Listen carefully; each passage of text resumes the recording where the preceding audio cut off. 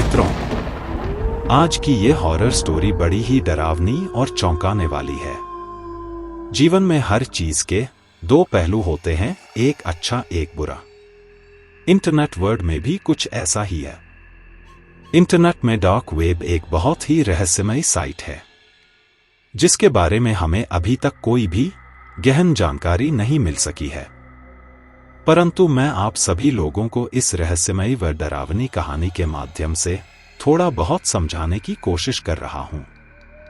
मेरी हॉरर कहानियां वैसे भी आपका कभी भी ज्यादा वक्त बर्बाद नहीं करती। 10 मिनट से लेकर अधिकतम 25 मिनट तक बस।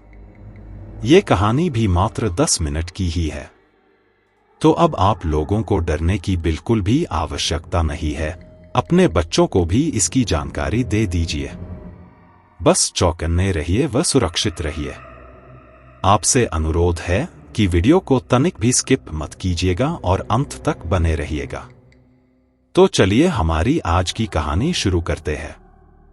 वैभव अपनी गैलरी में बैठा हुआ हैंगिंग सोफे पर मजे से धीरे धीरे झूल रहा था और एक हाथ में कॉफी का मग भी था।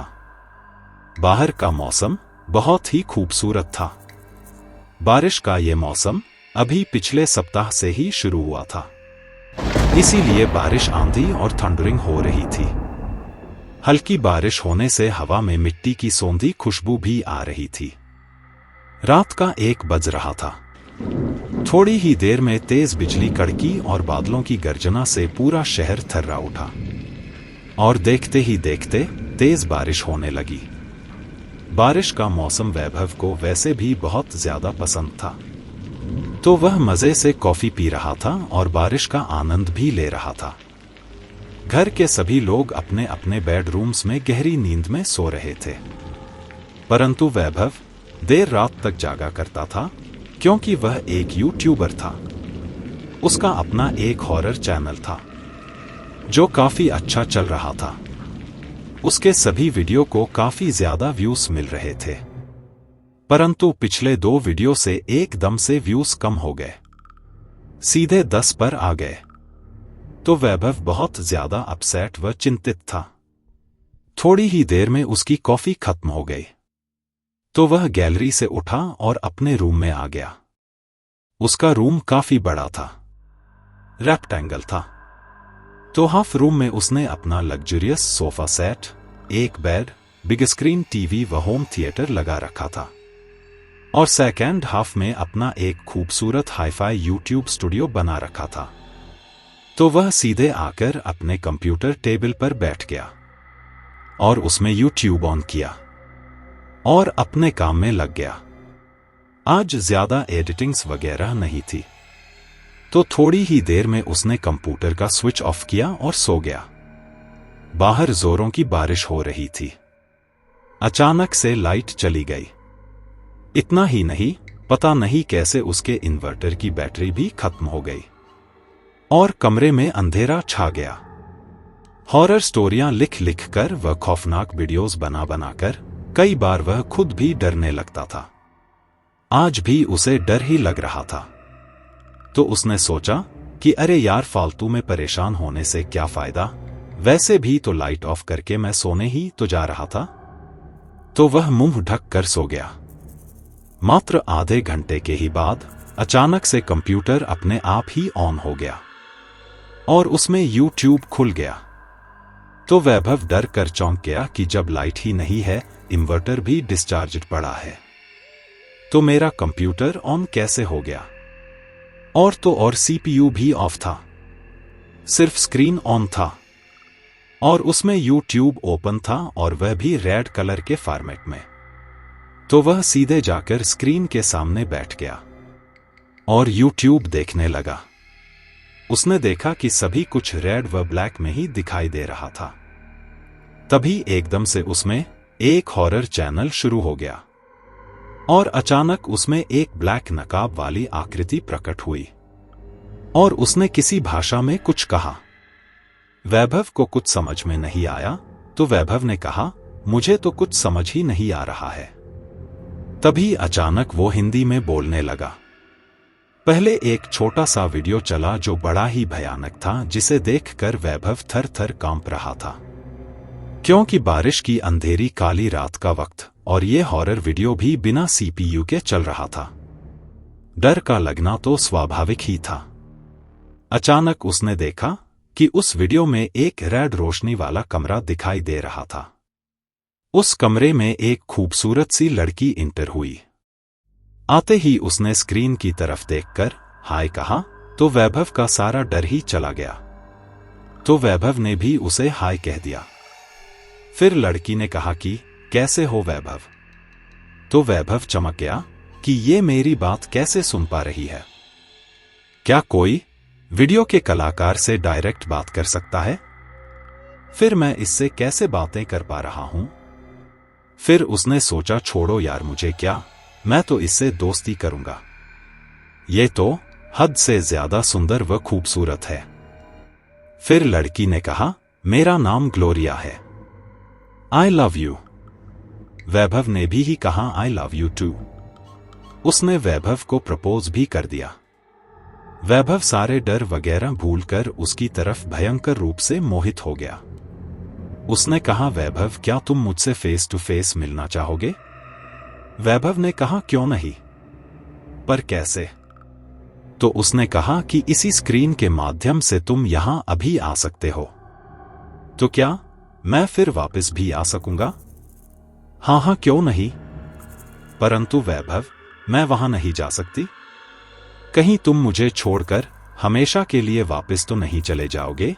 क्योंकि तुम बहुत ही अच्छे हो, तुम्हारे बिना तो मैं जी ही नहीं पाऊंगी। नहीं नहीं, मैं तुम्हें कभी नहीं छोड़ूंगा। पर ग्लोरिया, मैं कभी मन किया तो यहां वापस तो आ सकता हूं ना? फिर मेरे मम्मी पापा भी तो मेरी चिंता करने लगेंगे। Can you imagine? मेरे बगैर उनका क्या हाल होगा? मैं तो उनका इकलौता बेटा हूं और मैं उनसे बहुत ज्यादा प्यार करता हूं। उसने कहा कि कोई बात नहीं, तुम्हारा जब भी मन करे तुम उनसे मिल आया करना, मैं यहां तुम्हारा इंतजार किया करूंगी। तुम मुझसे शादी तो कर लोगे ना? वैभव तो जैसे खुशी से पागल हो रहा था।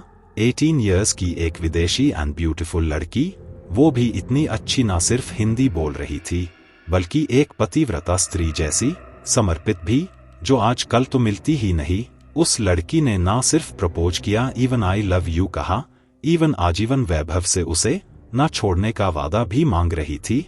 इन दिस कंडीशन वैभव तो क्या हर यंग लड़का पागल हो जाता। शादी करने को भी तैयार थी। वैभव ने कहा हाँ, मैं जैसे ही तुम्हारे पास आऊंगा वैसे ही सबसे पहले हम शादी ही करेंगे। वैभव को लगा कि कहीं बाद में इसका शादी का इरादा ना बदल जाए, मैं इससे तुरंत सबसे पहले शादी ही करूंगा। उसने कहा मैं भी यही चाहती हूं, बस तुम फौरन से पहले एक बार यहां आ जाओ। पर मैं आऊंगा कैसे? तो उसने स्क्रीन के अंदर से ही अपना हाथ बाहर निकालकर उसे एक चुनरी जैसा कुछ दिया, जिससे गजब की खुशबू भी आ रही थी। कुछ अलग ही किस्म का कपड़ा लग रहा था। इतना सॉफ्ट कपड़ा उसने आज तक जीवन में नहीं देखा था। फिर चुनरी लेते समय उसने उस लड़की के हाथ को भी टच किया था, जो रियल थे, यानी कोई भूत प्रेत का या मायावी चक्कर नहीं था। फिर उस लड़के ने अपने हाथ को सूंघा तो उसमें से भी वही खुशबू आ रही थी। पूरा कमरा सुगंधित हो गया था। उसके नर्म हाथों के स्पर्श मात्र से वैभव की आत्मा अंदर तक तृप्त हो गई थी। वैभव उससे इतना ज्यादा सम्मोहित हो गया था कि अब उसके लिए कुछ भी करने को तैयार था। उसके एक दोस्त का भी चक्कर ऐसे ही इंस्टाग्राम से शुरू हुआ था। तो वैभव को लगा कि आज तो उसकी जैसे लॉटरी ही लग गई हो। फिर उसने कहा कि वैभव प्लीज, जैसा जैसा मैं करूं तुम भी करते जाना, बिना कोई सवाल जवाब किए। तो वैभव ने कहा ओके ठीक है। तो लड़की ने एक स्टूल रखा, फिर उसके ऊपर चढ़ गई और पंखे पर एक चुनरी से फांसी का फंदा लटका लिया और उसे अपने गले में फंसा लिया और कहा कि तुम भी ऐसा ही करो। तो वैभव ने कहा अरे नहीं भाई, ऐसे में तो मैं मर ही जाऊंगा। कहीं तुम मुझे मारने के चक्कर में तो नहीं तो वो सुबकते हुए रोने लगी। मैं आपसे इतना प्यार करती हूं, आपसे शादी भी करने वाली हूं, फिर मैं आपको मार कैसे सकती हूं? बस यही तुम्हारा प्यार व विश्वास है मेरे लिए? तो वैभव उसे बड़े ही प्यार से चुप कराने लगता है और फिर वो भी वैसा ही करने लगता है। फिर वो लड़की फांसी पर झूल जाती है और स्टूल को गिरा देती है। वैभव डर जाता है और जोर से चीखता है कि नहीं, ऐसा मत करना प्लीज, मैंने तो बस मजाक ही किया था। पर तब तक लड़की फंदे पर झूल चुकी थी। वैभव दुखी होकर रोने लगता है कि ये तुमने क्या कर लिया। 3 मिनट तक वैभव मूर्त बनकर उसे देखता ही रह गया। थोड़ी देर ही बाद वो लड़की ग्लोरिया फिर से अलाइव हो गई और स्टूल भी वापस से खड़ा हो गया। उस पर पैर रखकर वो उतर गई और कहा, क्या मैं मरी? नहीं मरी ना, ऐसे ही तुम भी नहीं मरोगे, क्योंकि मैंने तुम्हें जो कपड़ा दिया है उसकी यही विशेषता है कि तुम मरोगे नहीं। वैसा ही कपड़ा मैंने भी यूज किया था, तभी तो मैंने खुद अपने हाथों से तुम्हें इसे दिया है, वरना कपड़ा तो तुम्हारे पास भी है, पर उससे ऐसा करने पर तुरंत मृत्यु हो जाएगी। तुम जैसे ही इस फंदे पर झूल जाओगे वैसे ही डायरेक्ट यहां पहुंच जाओगे, मेरे पास, मेरे इसी बेडरूम में। वैभव तो फूला नहीं समा पा रहा था। मन ही मन सोच रहा था, मेरे सारे दोस्त मेरा बहुत मजाक उड़ाया करते थे कि मैं कोई खूबसूरत लड़की पटा ही नहीं सकता। अब इतनी खूबसूरत गर्लफ्रेंड को देखकर तो जल भून जाएंगे। जोश व घमंड में आकर वैभव पहले उस फंदे को चूमता है, फिर उस फंदे को गले में फंसाकर उस पर झूल जाता है और कुछ ही पल में उसकी दर्दनाक मृत्यु हो जाती है। दोस्तों, इतने दिनों से आप इस चैनल के सभी हॉरर वीडियोस को इंटरेस्ट से देखते व पसंद करते चले आ रहे हैं, पर ना ही इसे अभी तक सब्सक्राइब किया और ना ही लाइक ही किया। तो प्लीज हमारे चैनल को अभी सब्सक्राइब करें और आजीवन हमारे परिवार का हिस्सा बन जाएं, ताकि हर हॉरर स्टोरी सबसे पहले सीधे आपके पास पहुंच जाए। तो चलिए अब पुनः हम अपनी कहानी की तरफ चलते हैं। तो यही प्रक्रिया इन दिनों पूरी दुनिया में चल रही थी। हर किसी के YouTube पर यह हॉरर चैनल अपने आप सब्सक्राइब हो जाता था और रोज एक नया वीडियो, एक नई कहानी पब्लिश होती और एक ही समय में सैकड़ों लोगों की मौत हो जाती। चारों तरफ कोहराम मच गया कि ऐसा क्यों हो रहा है। इस YouTube हॉरर में ऐसा क्या प्रसारित हो रहा है जिससे लगातार लोगों की जानें जाती जा रही है। और आश्चर्य की बात तो यह है कि जैसे ही व्यक्ति इस हॉरर चैनल को देखता है तो वह पूर्ण रूप से सम्मोहित हो जाता है। जैसे ही कोई व्यक्ति मर जाता था, उसी समय ये वीडियो उसके पीसी या मोबाइल से परमानेंटली डिलीट हो जाया करता था। सब्सक्रिप्शन लिस्ट में भी उसका नाम नहीं होता था, स्वतः ही डिलीट हो जाया करता। पुलिस भी परेशान कि करें तो क्या करें, और हर किसी के मरने का तरीका अलग होता, क्योंकि हर किसी के विचार, इच्छाएं और परिस्थितियां अलग अलग हुआ करती हैं। ज्यादातर इसमें बच्चे और युवा ही होते थे, क्योंकि उनमें परिपक्वता ज्यादा नहीं होती और जोश पर इनका तनिक भी काबू नहीं होता। वैसे भी जब आदमी इसे देखने के बाद स्वयं ही हिप्नोटाइज्ड हो जाता है तो किस बात की परिपक्वता। परंतु वे लोग ज्यादातर बच्चे और युवा को ही अपना शिकार बनाया करते थे। मात्र 12 साल की एक लड़की थी, मनु। उसका 8 साल का एक छोटा भाई भी था। एक बार उनका पूरा परिवार छुट्टियों में पिकनिक मनाने पहाड़ों पर गया हुआ था। उन लोगों ने दिन भर खूब मौज मस्तियां की। शाम को जब वे वापस से घर आ रहे थे तो बदकिस्मती से उनका एक्सीडेंट हो गया। एक्सीडेंट इतना ज्यादा भयानक था कि उसके मम्मी पापा की स्पॉट पर ही डेथ हो गई। परंतु दोनों भाई बहन बच गए। थोड़ी बहुत चोटें उन्हें भी आई थी, परंतु फिर भी 2 से 3 दिनों में उन्हें हॉस्पिटल से डिस्चार्ज कर दिया गया। अब वे दोनों बच्चे अपनी मासी के साथ मुंबई में रहने लगे। मासी उन दोनों को बहुत प्यार करती थी। वैसे भी उनकी मासी के कोई बच्चे नहीं थे। दोनों पति पत्नी अकेले ही उदासी से अपना जीवन जी रहे थे। मम्मी पापा की मृत्यु के बाद से मनु अब बहुत ज्यादा उदास रहने लगी थी। उसकी सारी चंचलता ही समाप्त हो गई थी। फिर उसे अपने छोटे भाई की चिंता हर वक्त सताती रहती, क्योंकि वो हर वक्त मम्मी पापा से मिलने की जिद किया करता और रोने लगता। यहां तक कि कई बार बिना कुछ खाए पिए ही रोते रोते रात में सो जाया करता। सिर्फ मनु की बात माना करता। बाकी के सामने कोई रिस्पॉन्स ही नहीं देता था। उसकी मासी ने बहुत कोशिश की, पर सब व्यर्थ। दोनों भाई बहन नियम से स्कूल जाते, फिर ट्यूशन जाते, होमवर्क करते, थोड़ी देर कार्टून देखते और रात में जल्दी सो जाते क्योंकि सुबह स्कूल जाना होता था। बस यही दिनचर्या चल रही थी। मासी ने उन दोनों की सुरक्षा के उद्देश्य से उन्हें मोबाइल फोन भी दे रखा था। कई बार दोनों भाई बहन मोबाइल में गेम भी खेला करते। किसी गेम में अन्य खिलाड़ियों के साथ दोनों भाई बहन भी प्लेयर के रूप में लॉगिन कर लिया था। अब एक पूरा ग्रुप सा बन गया था। इन्हें बड़ा मजा आने लगा खेलने में। दोनों अब काफी नॉर्मल भी होने लगे। एक दिन दोनों कंप्यूटर में गेम खेल रहे थे कि अचानक कंप्यूटर का स्क्रीन ब्लैंक हो गया और उसमें से डरावनी डरावनी आवाजें आने लगी और एक भयानक सा कब्रिस्तान दिखाई देने लगा। ये एक यूट्यूब का हॉरर वीडियो था, जो अपने आप ही उनके मोबाइल पर सब्सक्राइब भी हो चुका था और उसमें रोज भयानक और मजेदार हॉरर वीडियो आते थे, जिन्हें उन्हें अब देखने में बड़ा मजा आने लगा था। रोज रात सब सो जाते, पर ये दोनों भाई बहन हेडफोन लगाकर अपने कंप्यूटर में देखा करते। अब तो उन्हें इसका नशा सा लग गया था। एक रात मासा व मासी को कहीं जरूरी काम से जाना था, तो उन्होंने दोनों को समझा बुझाकर अपने काम पर चले गए। मासी ने कहा कि खाना डाइनिंग टेबल पर बना रखा है, जब भी भूख लगे तो खा लेना।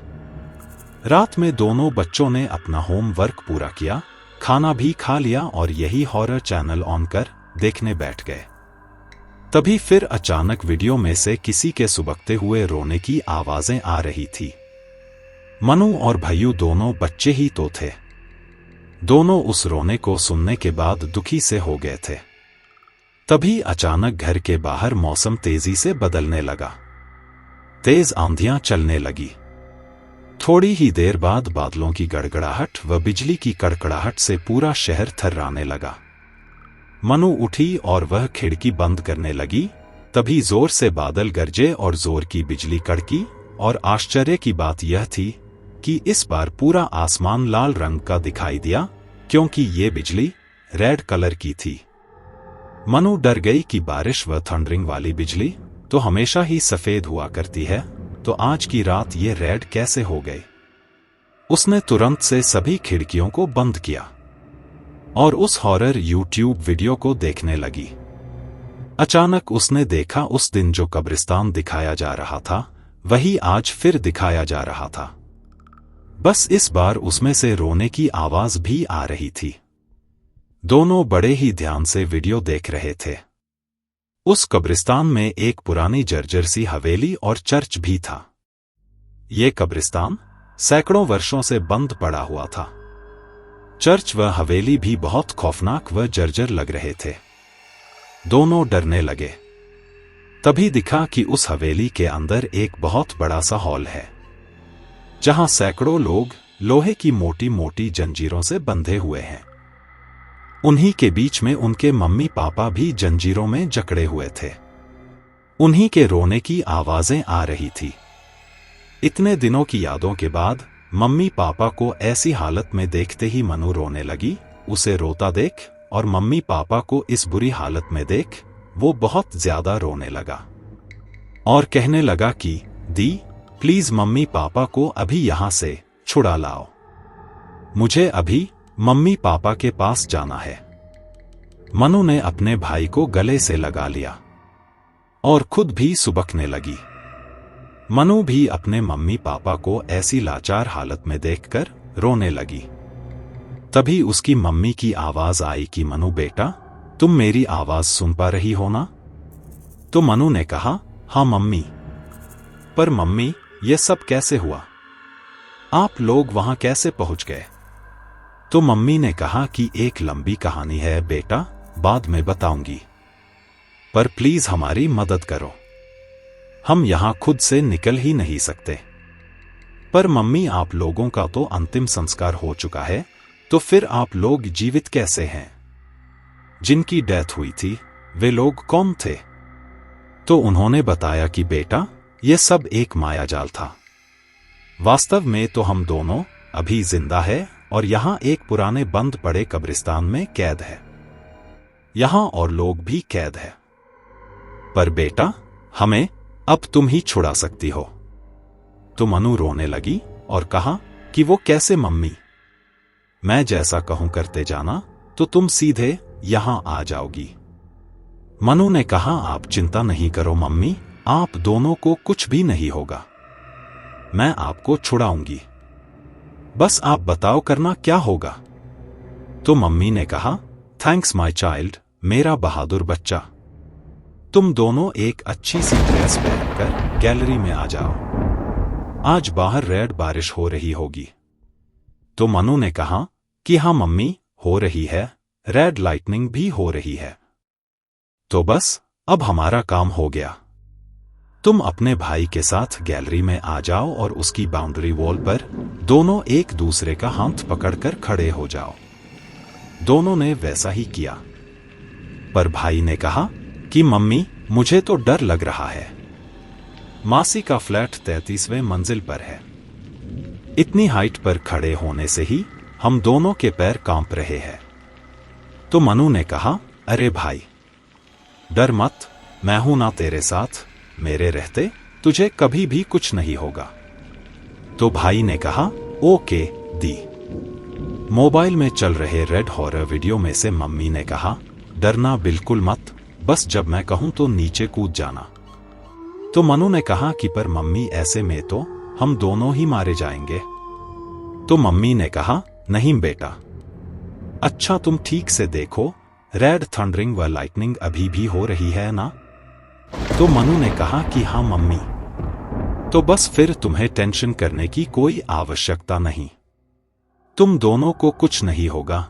जैसे ही तुम दोनों कूदोगे, अपना हाथ आपस में अच्छे से पकड़े रहना। मनु, तुम भाई का हाथ जम से पकड़े रहना और कुछ भी हो जाए छोड़ना मत। फिर जैसे ही तुम दोनों कूद जाओगे, तभी अचानक से रेड बार्बी ड्रेस में एक परी आएगी और तुम दोनों को सीधे मेरे पास छोड़ देगी। तुम दोनों सीधे हमारे पास आ जाओगे। फिर जैसा हम कहेंगे करती जाना, तो हम भी मुक्त हो जाएंगे और फिर ये परी हम सभी को हमारे घर पहुंचा देगी। दोनों बहुत ज्यादा खुश हो गए। तभी सामने वाली दूसरी गैलरी में खड़े एक अंकल ने चिल्लाकर कहा कि अरे बच्चों, तुम दोनों ये क्या अनर्थ कर रहे हो? गलती से भी कूदना मत, वरना दोनों मर जाओगे। प्लीज बच्चों, तुम दोनों ऐसे ही खड़े रहो, बस मैं अभी आ रहा हूं। पर तब तक बेटा प्लीज, मनु तुम ऐसे ही खड़ी रहना। और वो अंकल तेजी से उन दोनों के पास जाने के लिए गैलरी से अपने रूम की तरफ बढ़ गए। तभी वीडियो में से मम्मी ने कहा कि इस आदमी की बातें बिल्कुल मत सुनना बेटा, इसी ने तो हमें यहां बांध रखा है। अब तुम दोनों को भी जंजीरों में बांधना चाहता है। तो दोनों बच्चों ने कहा, आप चिंता मत करो मम्मी, हम आ रहे हैं आपके पास। बस आप उस परी को सही समय पर भेज देना। इतना कहकर दोनों बच्चे खुशी से एक दूसरे की तरफ देखकर पहले मुस्कुराए और फिर जंप कर गए।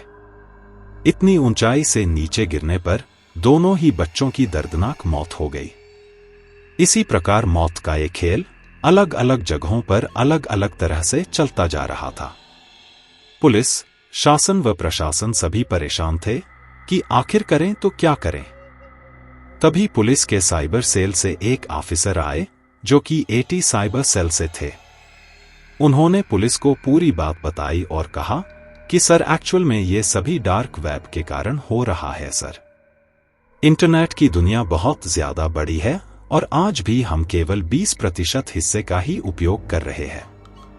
रिमेनिंग 80 के लगभग डार्क वेब के कब्जे में है और ये वन वे जैसा ही होता है। जो भी गलती से इसमें इंटर हो जाता है तो कभी वापस नहीं आ सकता, इसमें फंसता ही चला जाता है। इन्हें ना ही ट्रेस किया जा सकता, ना ये पता किया जा सकता कि वीडियोज कहां से अपलोड हो रही है और कौन ये सब कर रहा है। इन डार्क वेब का आधा भाग तो हत्या और टॉर्चर की लाइव स्ट्रीमिंग से भरा हुआ है और आधे हिस्से में कई प्रेतात्मा व अन्य ग्रहों के एलियंस ने कब्जा कर रखा है। ये डार्क वेब बहुत ही ज्यादा खतरनाक व रहस्यमयी साइट बन चुकी है। इसमें किसी भी इंसान को गलती से भी इंटर नहीं करना चाहिए। पूरे अधिकारियों के हाथों के तो जैसे तोते ही उड़ गए। सबने कहा कि तो ऐसे में हम क्या कर सकते हैं? ऑफिसर ने कहा कुछ भी नहीं कर सकते। तो ऑफिसर प्लीज एक बात और बता दीजिए कि अभी जो ये मौत का सिलसिला चल रहा है ये हो क्या रहा है और कब तक चलता रहेगा? तो ऑफिसर ने कहा कि मैं ज्यादा तो नहीं बता सकता, परंतु इस डार्क वेब पे 20 से 25% तक कब्जा एलियंस का भी है। सदियों से अभी तक वे हमसे चाहकर भी कनेक्ट नहीं हो पा रहे थे, परंतु अब बहुत जल्दी ही ये हमसे संपर्क कर पाने में भी सफल हो जाएंगे। पर पता नहीं तब क्या होगा। ऐसा होना अच्छा होगा या बुरा? क्योंकि एलियंस की टेक्नोलॉजी हमसे लाखों साल आगे की है और दूसरी तरफ दुनिया के जितने भी आईटी जगत के दिग्गज इंजीनियर्स और हैकर्स जो अब मर चुके हैं, उनमें से कई अब खौफनाक प्रेतों में परिवर्तित हो चुके हैं। उन्होंने स्पेस में ही कहीं अपना एक लैब बना रखा है और वहीं से ये सभी कुछ हमारे इंटरनेट के डार्क वेब के थ्रू ये सब ऑपरेट करते रहते हैं। और जहां तक मेरा अनुभव ये कहता है कि ये सब एलियंस का भी काम नहीं है, बल्कि ये लोग इसी डार्क वेब में तरह तरह के प्रलोभन देकर लोगों को गुमराह कर उनसे आत्महत्याएं करवा रहे हैं। फिर उनकी सोल को अपने एक लैब में कैद करके रखते जा रहे हैं। इनका वे क्या करेंगे, कब करेंगे, कैसे करेंगे, ये कोई नहीं जान सकता। इतना भी मैं आज तक के अपने कठोर परिश्रम व कठिन प्रयासों से ये सभी बातें पता लगा पाया हूं, क्योंकि वे लोग बार बार मेरा पीसी ही हैंग या हैक कर ले रहे थे। तो दोस्तों, देखा आपने कि इस डार्क वेब के थ्रू क्या क्या हो सकता है। इसीलिए जिस क्षेत्र का हमें तनिक भी ज्ञान ना हो, उसमें जिज्ञासावश गलती से भी किसी अननोन लिंक पर क्लिक मत कर देना, वरना लेने के देने पड़ सकते हैं। हर वक्त जीवन में ही नहीं बल्कि मोबाइल व पीसी में भी सावधान व सतर्क रहें, सुरक्षित रहें। तो दोस्तों, आज की ये हॉरर और थ्रिलिंग स्टोरी यहीं समाप्त होती है। जल्दी ही एक और हॉरर स्टोरी के साथ मुलाकात होगी। नमस्कार।